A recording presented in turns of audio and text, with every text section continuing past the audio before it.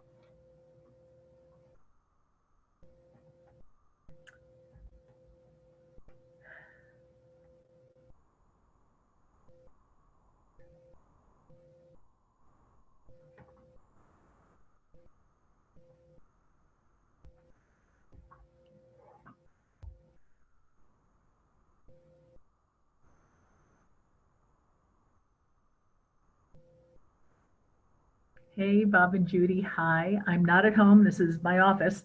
And today I am broadcasting live from the Howard Hanna Home Office in Cleveland, Ohio. So we'll be getting started in just a couple of minutes.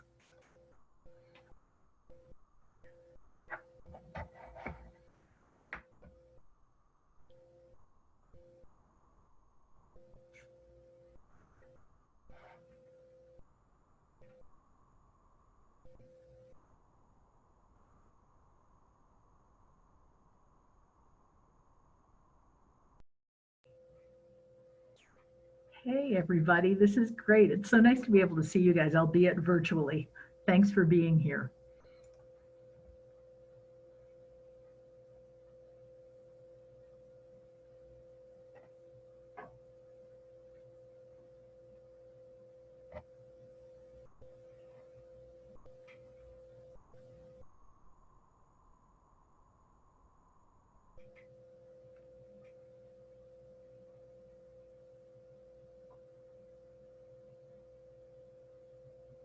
All right, 1 minute to lift off.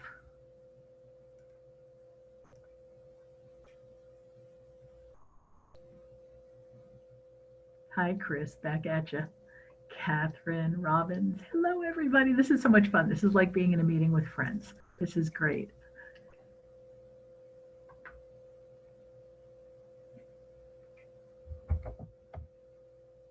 Presuming everybody can see and hear, put something in chat and let me know if anything happens that you cannot see or hear properly.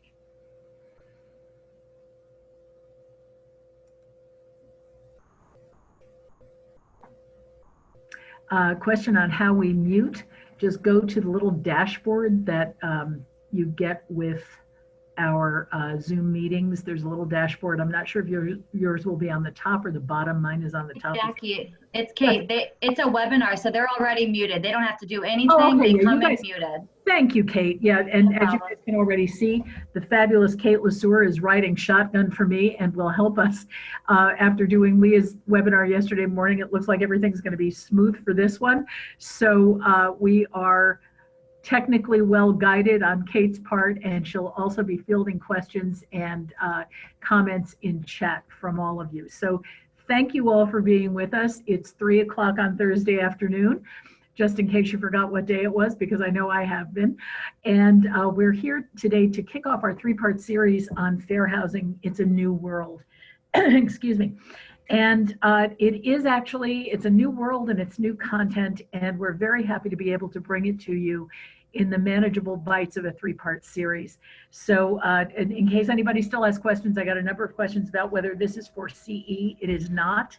And I hope you'll stick with us and enjoy yourselves and get some good new information about what is happening in the world of civil rights and fair housing. So what are our objectives for today? We're going to be taking a look at a snapshot of civil rights, fair housing, and diversity. We are going to review the protected classes and talk about it in the very big picture environment of the entire Hanosphere. We're going to be talking about the benefits of fairness and consistent procedures.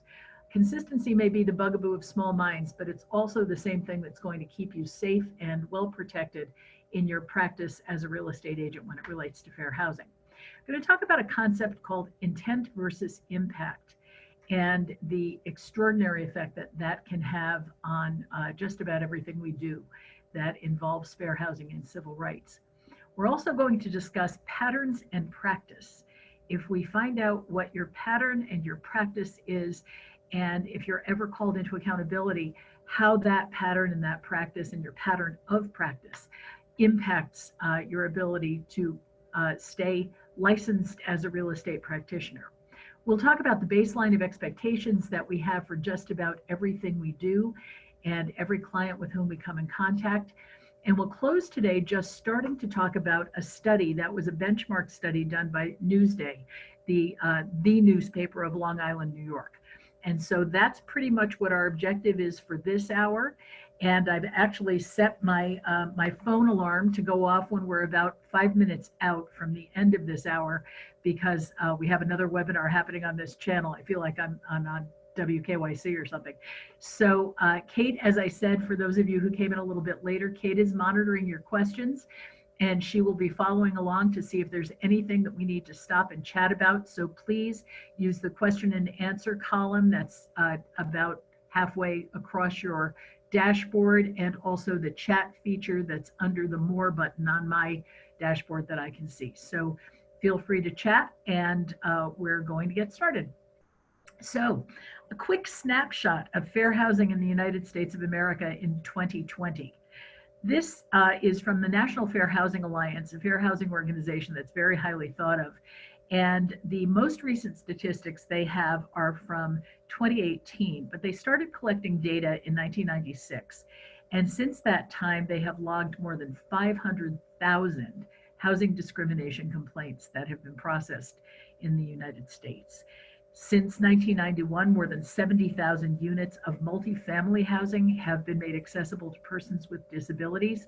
We know that multifamily housing and everything that is involved in multifamily housing is one of the really common frontiers for fair housing complaints, because it often involves rentals, and it often involves accommodating persons with disabilities. And so that's a key significant aspect of what we're going to be talking about. We won't be covering that one this week. That will be in one of the 2 remaining weeks. Since 1988, dozens of cases have alleged redlining and discrimination by mortgage lenders, and those have resulted in nearly $1 billion in compensation being paid to victims. And mortgage lending discrimination is something that we have a really shameful history of in our country. Redlining, as everybody knows, is something that has continued and been mitigated and come back, and seems like the game of whack-a-mole that we are never quite able to get rid of fully. In 2017, there were 28,843 complaints of housing discrimination. And the sad news is it is up 8% in 2018. We don't have the 19 numbers yet, but there were 31,202 complaints. So unfortunately, I'm very pleased to be with you today, but I'm very sad about the reason that we have to be together. This is something that is an ongoing problem in our industry and in our world, and certainly in the USA. And so we'll just keep talking about it until it's unnecessary, and I hope that happens within some of our lifetimes. So what is fair housing? This is what you already know. Fair housing means that everyone has the right to live wherever he or she wants to live and can afford to live. Now that raises a really interesting question that we are going to be talking about multiple times in the 3 weeks of this series. Must you show a house to someone who can't or won't demonstrate his or her financial ability to buy that house? Please respond in the chat and tell us what you think about that one. And I'm going to tune in up here and see if I can see the chat.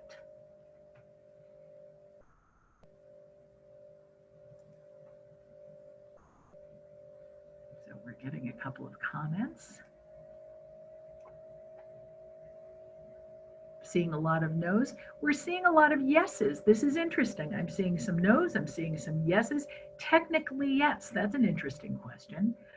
Patrick says, no, you're not. Mark says not do, no, because of financial capabilities. And boy, it goes fast. Thank you, guys. You're really participating. Probably yes, because someone else may. Let me seize upon that one. The answer that we get most frequently on this question is that if we are invited to show a home to someone who either hasn't gotten a pre-approval or won't demonstrate for us that they're otherwise capable of buying the home that they're asking to see. The argument that we get when we're training on fair housing is that if we don't take that client out, and if we don't work with that client to see the house that they're asking about, that they're going to just pick up the phone and call somebody else. And that may be true, but I'm going to challenge you here and again in the course of these classes about why you're showing houses to somebody when you don't know they can afford to buy it. Because we, of all companies in the United States, we at Howard Hanna have the capacity between Howard Hanna Mortgage, Town Mortgage in the Southeast region, and First Priority in New York State, we have the capacity to invite one of our loan officers to do a quick pre-approval for anybody who comes down the pike wanting to see a house. And if they haven't already visited with a lender, why are we not availing them of that?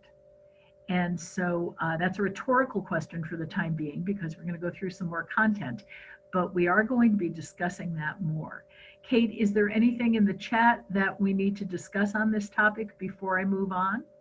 Not so much. So I just want to remind everyone, the chat is a rolling scroll. If you have an actual question for Jackie and you want to make sure that it gets addressed or that we can refer back to it at a later time, you have to put it in the Q&A. All right.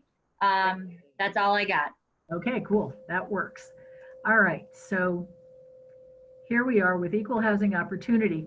Let's take a quick glance at the protected classes. You all know these, and so I'm just going to move through them very quickly. There are 7 protected classes that are federally protected.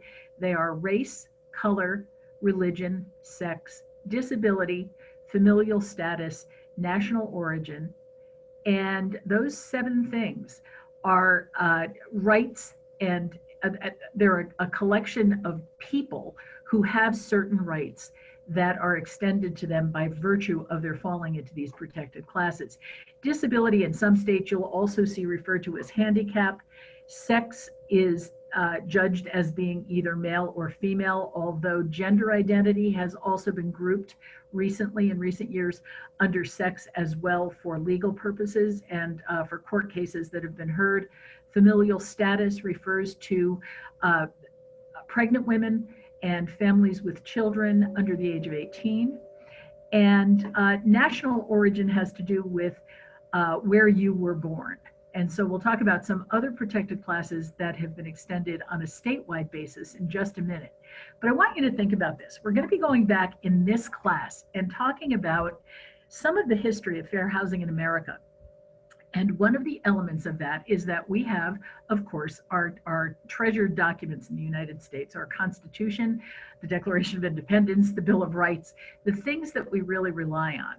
The Constitution and the Bill of Rights don't really give us a neat definition for a number of things, and one of those is civil rights. A civil right, as defined by a law dictionary, is an enforceable right or privilege which, if interfered with by another, gives rise to an action for injury. Discrimination occurs when the civil rights of an individual are denied or interfered with because of their membership in a particular group or class. So if we go forward and we take a look at the things that are foundational to our country's founding, it started with the actions of the colonists who wanted to make independent choices. They wanted to be able to have freedom of speech. They came here for the reason that they wanted to have freedom of speech. They wanted to have freedom of religion and freedom from religion. And they wanted to have freedom of assembly and so on and so on. So this question of life, liberty, and the pursuit of happiness, something that we all care very, very deeply about, those are perceived in our country to be inalienable rights given to people by their creator, which government is created to protect. So my question for you is, do we have the right to choose the things that give us happiness? And where does that right end? Chat again.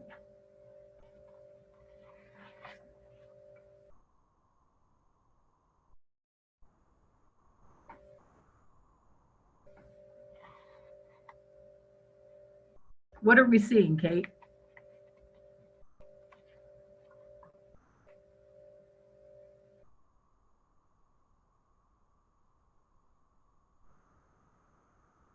Oh, I'm muted, sorry. Oh, okay, that's okay. So it's going really fast. I just caught one that gives us kind of the essence of it. It says, my rights end where yours begin.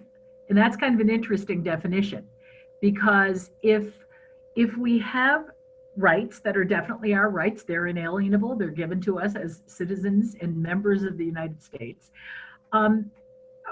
You might say that if you have the right to throw a punch, that right ends at my nose, right? So you can throw all the punches you want to as long as you don't hit me. You can have the rights and the things that give you that life, that liberty, and that pursuit of happiness, but you can't do it if it interferes with my rights. So that's something else that we're going to be talking about over these next 3 weeks. And if we look at the protected classes that are pertinent to housing in the many states in which we are licensed, Virginia adds elderliness. I was horrified to see that they define elderliness as 55 plus.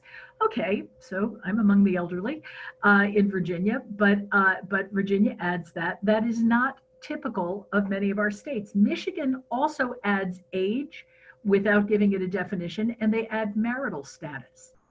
In North Carolina, they talk about the siting of affordable housing, which apparently was quite an issue in North Carolina in terms of where affordable housing was eligible to be erected. In Pennsylvania, we add ancestry and age. Now we're at 40 plus, it's going down and down. Pregnancy and use of a support animal, or because the user is a handler or trainer of such support animals. That is a topic we're going to be talking about support animals at some length. We'll be talking about emotional support animals and service dogs as the classes go on. Again, that won't be today, but we will be covering that, and we'll be covering some recent cases in that. In New York, and this is New York State, we add religion. Again, to reiterate religion, which is also always a federally protected class, age, sexual orientation, military status, and marital status. Currently, sexual orientation protected in New York. New York is the only state where we have that particular protection showing up. Virginia has some legislation before Governor Northam right now, that is also covering sexual orientation in a rather landmark way. If it is passed and placed into law, they will be the first state in the Southeast to add that protection. And then finally in Ohio, we have ancestry and military status. So you can see that we have really quite a compendium of different protected classes that are honored by our various states. And this is just some of them. But it's interesting, the difference between national origin and ancestry. National origin is federal, ancestry is local in several of our states. And the difference between those two things, national origin is where you were born, ancestry is where your forebears were born, so where your people are from. Age is really interesting. Age has been protected for a long time relative to lending, mortgage lending, but a lot of the states also honor it here. Marital status is something that you see in a couple of the states, and we've had a couple of interesting cases where marital status protections would have been pertinent, where we had a gentleman at one point who was a client who didn't want to sell his house to a cohabiting couple based on his religious beliefs. So that's kind of a classic example of where your rights bang into somebody else's rights. His religious beliefs and the things that he holds sacred are certainly his to believe in, but when they affect someone else's rights and their ability to buy or lease a home, then they bang in Michigan and in New York to someone else's rights. And so people in those two states who were being turned away from a purchase or rental based on their marital status of perhaps being single and cohabiting, they would have a legal leg to stand on. In the other states, that would not necessarily be the case. They might be able to make a claim, but it might not hold up under those state laws. And military status, which shows up in a couple of different places, military status tends to be in the areas around where there are military bases, where there were rejections for rentals, where various landlords, it was mostly around rental, where that one comes in, where military members were affected. So it gives you an idea of kind of the smorgasbord of what we deal with protected classes. Here's the thing. Consistency may be the bugaboo of small minds, but it's also the thing that is going to protect us when it comes to fair housing. And consistency is the way that we can make sure that we're operating fairly with absolutely everybody, with everybody who comes to us for assistance in purchasing, selling a home, renting a home, whatever it is.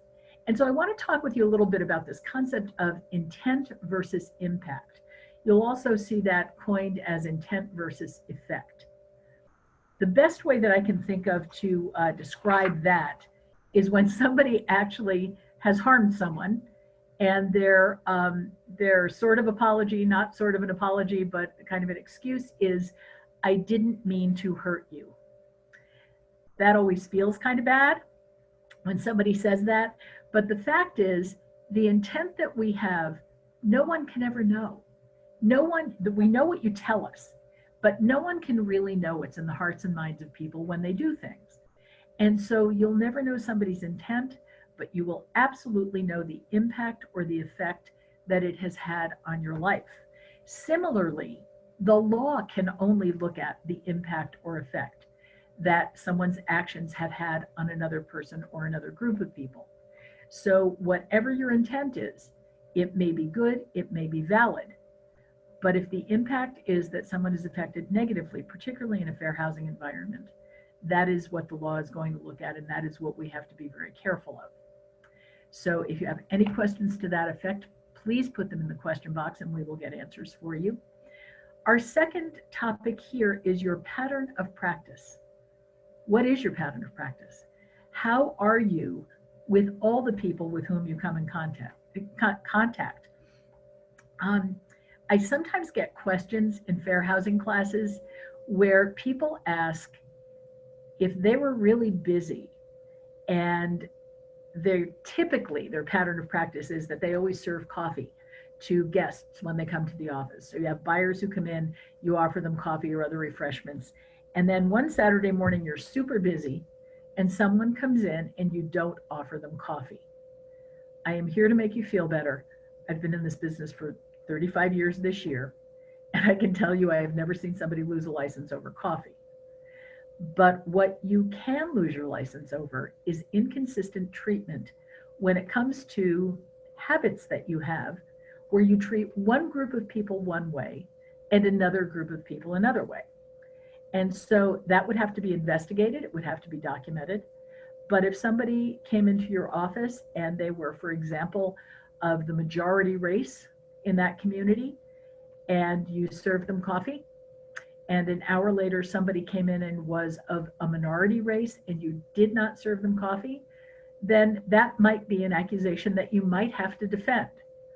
I have never seen coffee be the issue, but if you think about that and extrapolate it into more serious circumstances, like where we show houses or what houses we choose to show, that's where our pattern of practice and the way that we treat different groups of people may come into play.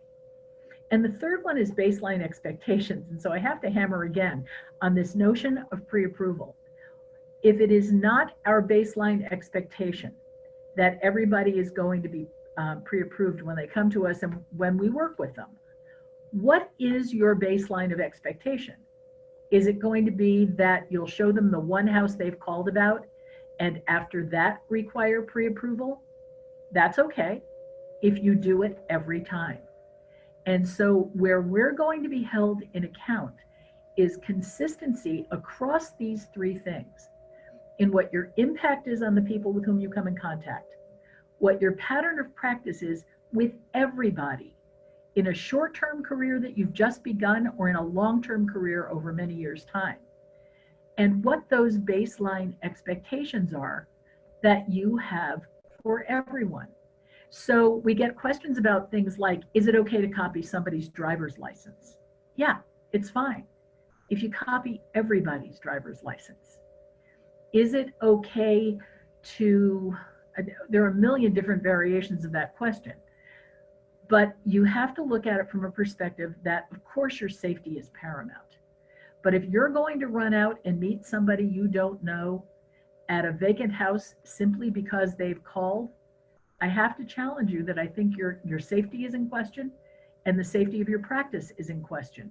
Why are you not having everybody meet you somewhere before you show that house and go into a situation that jeopardizes you?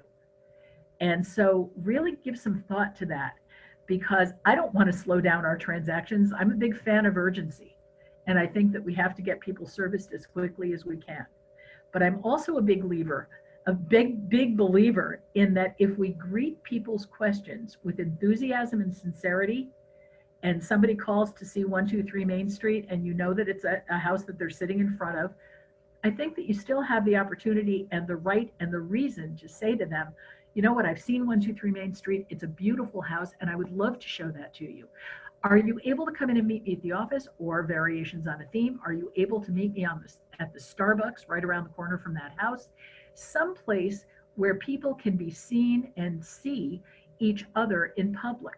Because NAR statistics tell us that the more people see you with your clients and see those clients, the less nefarious intent is likely to take over.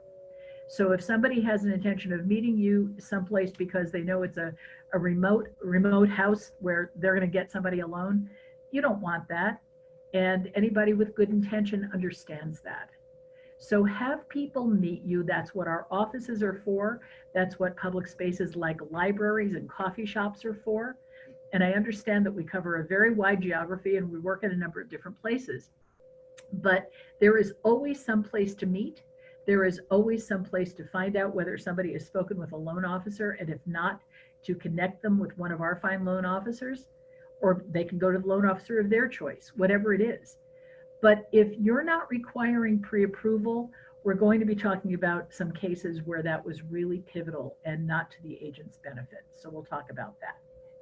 Okay. Jackie? Yes, Kate. You've got two questions. Yeah. I'm going to give you both right now because I don't want to forget, but what if it's a matter of safety? And then what about mental capacity, erratic behavior discovered after time spent with them and you determine it's not normal?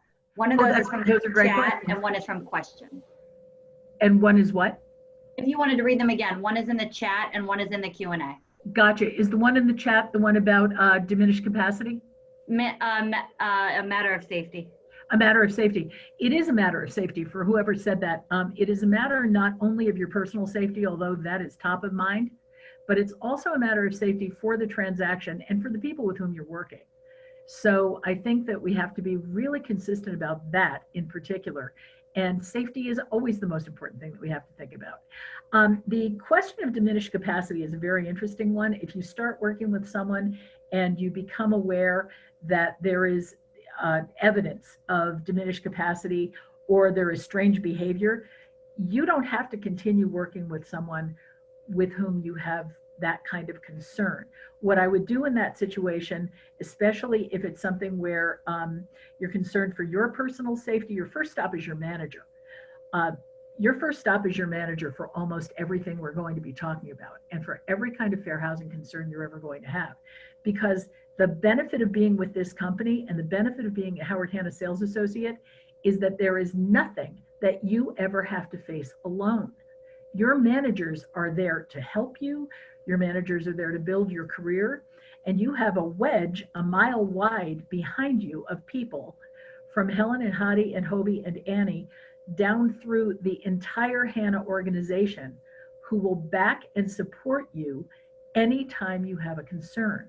And so when you run into a fair housing situation where you're concerned about jeopardizing the relationship with an individual who may have diminished capacity, talk to your manager and don't let that get to be out of control so that you feel that you're painted into a corner under any circumstances, because somebody else may be able to help that person. What about the situations where we have questions of competency, where perhaps an elderly person is selling a property and you start to hear from family members, perhaps that person's children, that they don't have the mental capacity, that they have diminished capacity, and that they're entering into dementia and they have no right to be selling that house. Well, that one sort of falls into the category of a whole lot of none of our business. We're not psychologists. We can't do an exploration into someone's capacity to find out whether or not they are capable. If they're the legitimate owner of the house, that's usually the extent to which we go. And we don't talk to people who are not on the deed. We have to know who the people are who can make those decisions. But for anything like that, don't go it alone. Go to your manager. Your manager can contact their regional manager, and it can ratchet all the way up. Annie Engel has taken more calls on this topic than I know, but our system is that you start with your manager and then we narrow that funnel until we get you to the right person. Hope that helps. By all means, chat again or put it into questions if that hasn't covered everything. Okay, good conversation, guys. Thank you. So this is sort of a rhetorical question. I doubt if you really are likely to think that racism is over, but just in case anybody had any questions, we're still seeing so much activity around this subject, and it's alternately very informative and very heartbreaking. The photo that just appeared on screen from the most racist town in America, that is actually a billboard from Harrison, Arkansas. And what it says, it's not racism to love your people. White Pride Radio is what it's advertising. That snapshot was taken last year, and Harrison wants us to believe that love lives here. Interesting. This picture is actually from a parking lot for the Ohioans on the call. That picture was taken in the Cedar Lee parking lot over at in Cleveland Heights. And I usually love being in the Cedar Lee parking lot because most of the bumper stickers I see agree with my beliefs, but this was not one of them. And that bumper sticker, somebody accused me of photoshopping it. I didn't Photoshop that. That is an actual bumper sticker. And that was in 2012 when President Obama was running for re-election. And I found it pretty heinous. So how did we get here? How did we get into a country where in 2020, centuries after our founding, we are still dealing with this? The law of the land came in 1866, where we started looking at these foundational things in our existing law. The Civil Rights Act of 1866 actually talked about the fact that everyone who was born in the United States was after 1866 and this law being passed. Those people were all going to be considered citizens of the United States without regard to race, color, or previous condition. That law was pretty much the only thing in effect until we went into the Civil Rights Act of 1964, another landmark law, and that one prohibited discrimination on the basis of race, color, religion, sex, or national origin. The other protected classes were added later. We were at a time in our country's history where Jim Crow laws still allowed separate but equal accommodations in the southeastern states. And we know now that there is no such thing as separate and equal. Something can't be equal if people are being separated. The concept of segregation was perpetuated all around the country. And it happened with things like sundown towns. You may never have heard of sundown towns. Interesting book on that topic.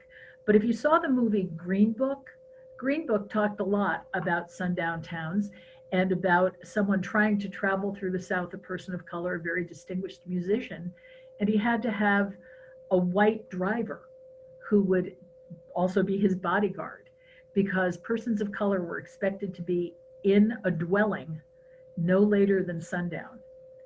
And I wish I felt like this was behind us, but as recently as about a year and a half ago, we've had reports from some of our own agents, people of color, who have experienced traveling where friendly recommendations were made to them that they really probably wanted to get on the road before dark, which I think is one of the saddest things I've heard in recent times. Similarly, we had a lot of restrictive covenants. If anybody's ever sold a house where the deed goes back quite a ways, you may see that in certain communities, there were restrictions. Usually the restrictions were against no blacks, Jews, Mexicans, Italians, the founders of one of our predecessor companies, Realty One, Vincent Giovanni, their parents were Italian immigrants and they were prohibited from building in Forest Hill, a development in Cleveland that was founded by John D. Rockefeller. And it was put there for the workers, the executives of the Rockefeller organization, Standard Oil. And Vincent Joe's parents could not buy a house there because of the deed restriction that kept them from doing so. So restrictive covenants are now completely against the law, but you'll see the documentation that follows along with the homes that fell under those. And so it is no longer legal to segregate people by virtue of any of those categories or classes and say that they can't live there. And of course, redlining, which is in the news this year and has been in the news from well before I was of the age to buy a house, where a lender would put literally a red line with an ink pen around a neighborhood or an entire community where they would not make loans for people to get mortgages. So you can see that this was happening all through America for a very, very long time. The, let's see, the real estate community, interestingly, and this is something that is kind of little known within our industry, the real estate community was actually taught to segregate historically. There was a gentleman by the name of Homer Hoyt, who was a consultant for FHA, and he wrote this book that was 100 Years of Land Values in Chicago. It's a 1933 publication date. And he actually talked in this book, and it became something of a textbook for the industry, that the ranking of race and nationalities with respect to their beneficial effect on land values went down from here, from the fairest people, the English, Germans, Scots, Irish, and Scandinavians, to the Northern Italian, the people that looked most like the Swiss, basically fair-skinned Italians, to Bohemians or Czechoslovakians, to Poles, to Lithuanians, to Greeks, to Russian Jews of lower class, to Southern Italians, Negroes, and Mexicans. So it went straight along color lines. And the FHA loan underwriting criteria then became something that said if a neighborhood is to remain stable, it's necessary that properties shall continue to be occupied by the same social and racial classes. So we were taught that segregation was the preferred way of living. And that really was something that informed modern real estate practice historically. So real estate professionals have been engaged in helping people discriminate, setting discriminatory standards for appraisals, discouraging integration as detrimental to property values, and establishing and encouraging the use of restrictive covenants over modern history.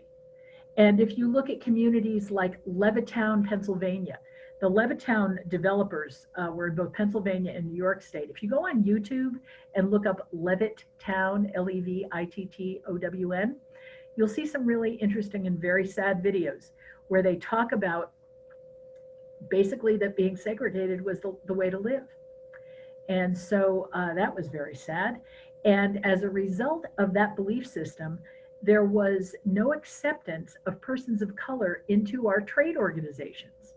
So in 1947, the real estate professionals who practiced within their own segregated communities, selling and helping people buy houses, founded an organization that's the National Association of Real Estate Brokers, NAREB, and you may have heard of this group as the Realtists. So where the National Association of Realtors, we were realtors, these folks had to become realtists and create this parallel entity under which their practice could flourish. And so that is still an organization that's in existence today, and something that that is a terrific organization, and most of those people are also now realtors, I'm happy to say. But if you take a look at some of the people who were actually heroic, William McCulloch is the one that runs to the front of my mind every time, and I want to valorize him because nobody ever talks about him, and I think he's just terrific. He was a ranking member of the House of Representatives Judiciary Committee in Congress. And he was the person who introduced civil rights legislation way before President Kennedy actually ever presented the act to Congress, the act that was then codified in 1964. And regardless of the political ramifications, he had absolutely no reason to do this politically. He had very few persons of color in his district here in Ohio, but regardless of what that might have meant, he was fighting to repair an unjust system. And I think it's really heartening to see that somebody was there then, just like there are people now who want to improve the way this is done. Uh, Without him, President Kennedy said it can't be done. And President Johnson later, after the law was enacted, said that he was the most powerful political force in getting the 19th Civil Rights Law passed. So if we look again at a bit of history, the Civil Rights Act of 1964 took aim primarily at injustices that were done to people of color and to women. Congress added a series of other protected classes: race, ethnicity, national origin, religion, and sect or gender, rather religion and sect, or sect and gender. Based on these three criteria, people had to have a long history of discrimination as a group, they had to have suffered economic disadvantages, and they had a requirement for what they called an immutable characteristic. That is the piece of history that I find so interesting. An immutable characteristic is defined as any sort of physical attribute which is perceived as being unchangeable, entrenched, and innate. It's interesting to me that to this day, religion is the sole category of the protected classes that are federally protected, and the ones that were added in 1964, that is not immutable. People change their religion very quickly and often. And so the Fair Housing Law was signed into law on April 11th, 1968. We just celebrated the 50th anniversary of that in 2018. And it had the lofty wording that I just love, that it is the policy of the United States to provide, within constitutional limitations, for fair housing throughout the United States.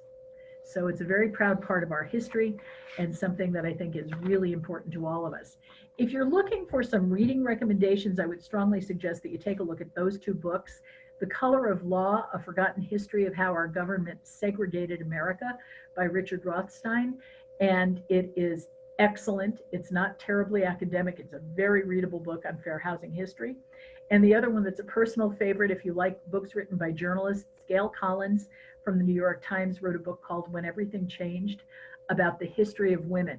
And if you happen to have Hulu, take a look at the series that just debuted on there that is about the history of women and the ERA, with Mrs. America, I believe is the series name, with Kate Blanchett playing Phyllis Schlafly. So that's just kind of a pop culture moment that's happening right now.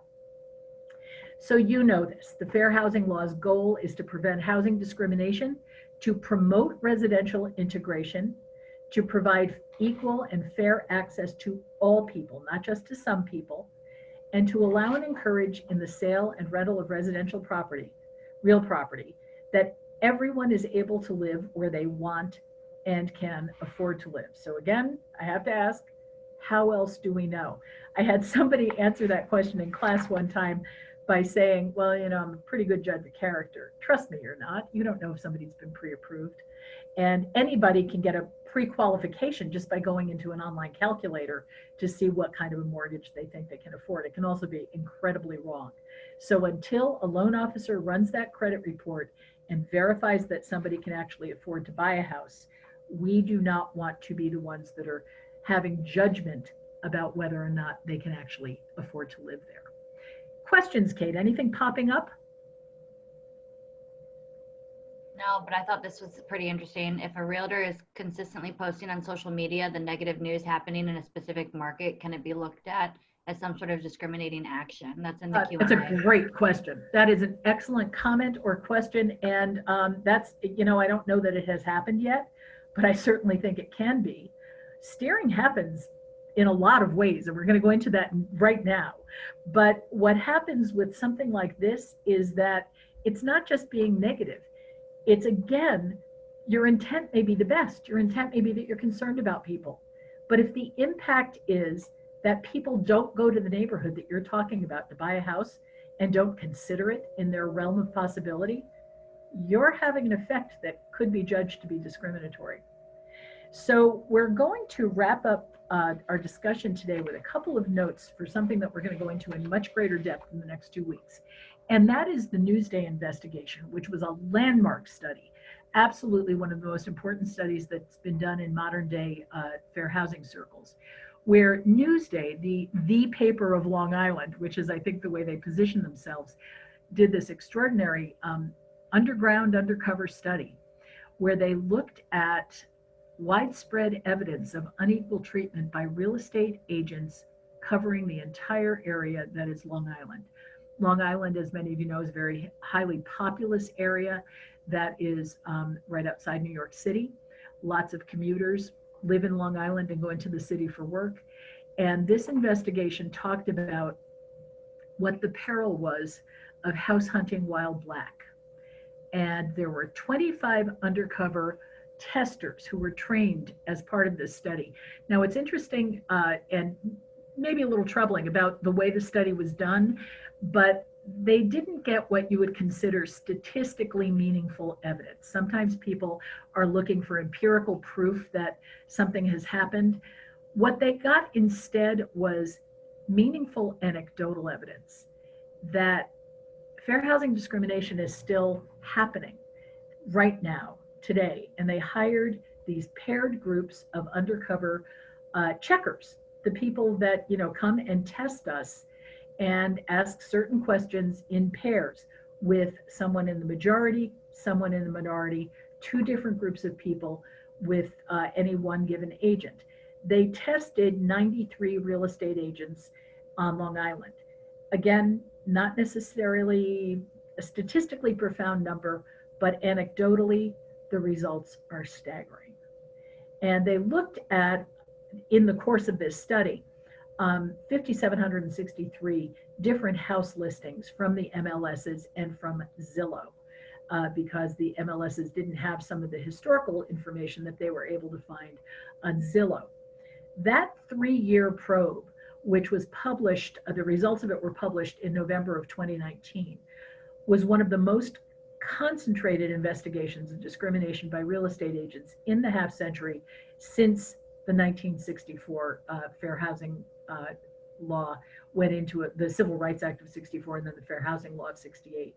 So nothing much has been done that was any sturdier than this. So what they found that was really disheartening was that the agents that they checked often avoided showing homes in communities that had overwhelmingly minority populations, that the agents that they checked, those 93 agents, often accommodated white testers while imposing more stringent conditions on minorities that amounted to the denial of equal service between testers. And the third one, which is the reason that I have been hammering home this notion of pre-approval, is that the agents refused to provide house listings or home tours to minority testers unless they met financial qualifications that were not imposed on their white counterparts. And that was in the form of pre-approval. So that almost to a person where financial pre-approval was asked for, it was asked of the minority testers. They found that 19% of the time in these 93, in the tests that they did with these 93 agents, 19% of the time, Asian persons were discriminated against. 39% of the time, Hispanic persons were discriminated against. And 49% of the time, the African American testers experienced things that could have been discriminatory. So I find those statistics and the report that ensued from that staggering. Some of the things that people talked about that were really challenging are things that we hear every day in our industry. The one that says, follow the school bus and see the moms who come out on the corners to meet the kids if you want to know who lives in the neighborhood. Sometimes they said some of the communities aren't as nice. Elmont, most of Hampstead, Roosevelt, Baldwin, you know, may not be as nice in terms of statistics. What kind of statistics? Demographic statistics? Probably. In East Hampton, somebody said that the Hispanic community came in and really took over Springs. Those are discriminatory statements. Those are not just facts of demographic movement. And one agent even went so far as to suggest that a buyer observed the nighttime patrons of a local convenience store to see who was buying diapers. Go to the store around 10 o'clock, sit in the parking lot and see who's going in and who's buying diapers. I can't say anything, but I encourage you to ... or my personal least favorite.